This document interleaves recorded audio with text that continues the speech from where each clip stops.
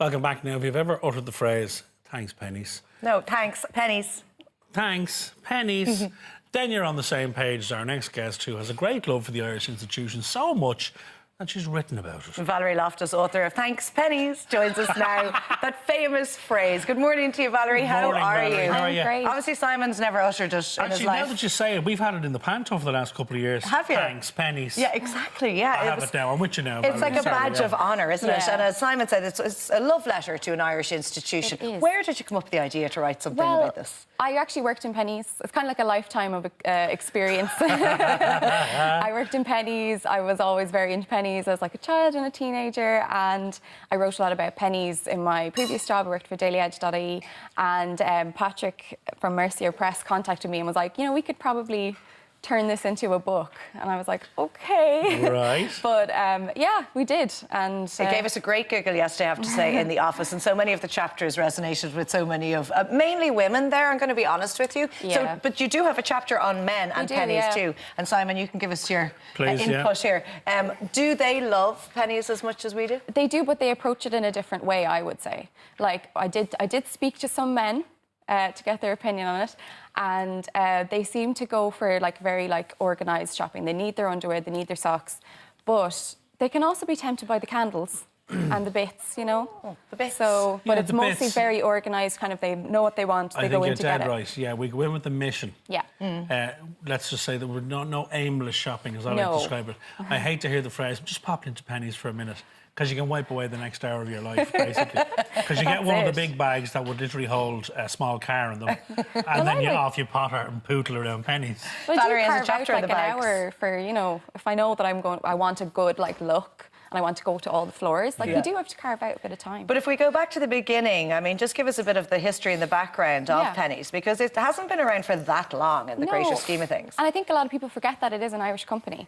And it was set up in 1969 by Arthur Ryan. It's been on Mary Street since then. And they expanded to the UK, where they had to change their name to Primark to avoid conflict with the US brand JCPenney. So that's why it's Primark in the UK and right. Penneys here. But Penneys is the original name and the real name. The original name. Let's talk about the illustrations in the book, because Yes. you have a well-loved illustrator doing Yes. work. When did she come on board, or was that a part of your original plan? Well, we always knew that we would love illustrations to go with it, just to kind of bring it to life a bit more. And Ciara, me and Patrick both knew her from Twitter. Social media is great, you know. We're able to see, she's got a great sense of humour about her work. And we sent her a couple of the early chapters, and she came back and she just got it immediately. Like, she knew exactly what we wanted. She knew what the vibe that you wanted. Yeah, exactly. And it was like we couldn't have asked for a better illustrator. And you know, I feel quite lucky to have found her. And it seems very relatable, the whole book, and it's absolutely adorable reading through it. But is it just targeted at an Irish audience, because there's such Irish humour there? I think so. I think Irish people will. I mean, I would love to see. I know that my friend has bought it for her Swedish friend, so I'm going to see what she thinks about it. I can't wait, for him to get stuck into it and see what he makes of it, because he hears about it from her. So, we'll but also, see what he of course, says. not forgetting that Penneys opened up in the States a couple of years ago as yes, well. it did. So my sister lived in New York for a year, and she went and travelled.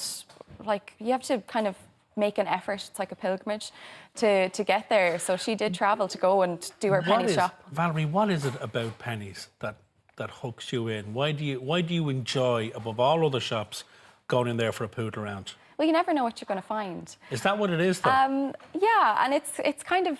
I mean, they've come a long way in the fashion stakes, so you are going to get something nice. It's a bargain. You know, the prices are good. They've always kind of upped their games in terms of beauty and the pyjamas and all. You know, it's a one-stop shop. You get everything. It is amazing value for the kids' stuff. For the kids' stuff, it's incredible. Yeah, absolutely. Especially given how much they wreck things. Yeah, you but can how go in quickly there they and go through stuff in terms of just growing out of them. Yeah, that too. Yeah. Great value. Yeah, so it's like we shouldn't take that for granted, that we have that option to just. And you have a great chapter on the staff of Penneys as well. Yeah. And I mean, they must have the patience of saints. Especially coming up to Christmas. A lot of retail staff will, you know, absolutely appreciate how hectic things are for any staff in retail. And at I did Christmas work in Penneys over Christmas time, so I know the drill.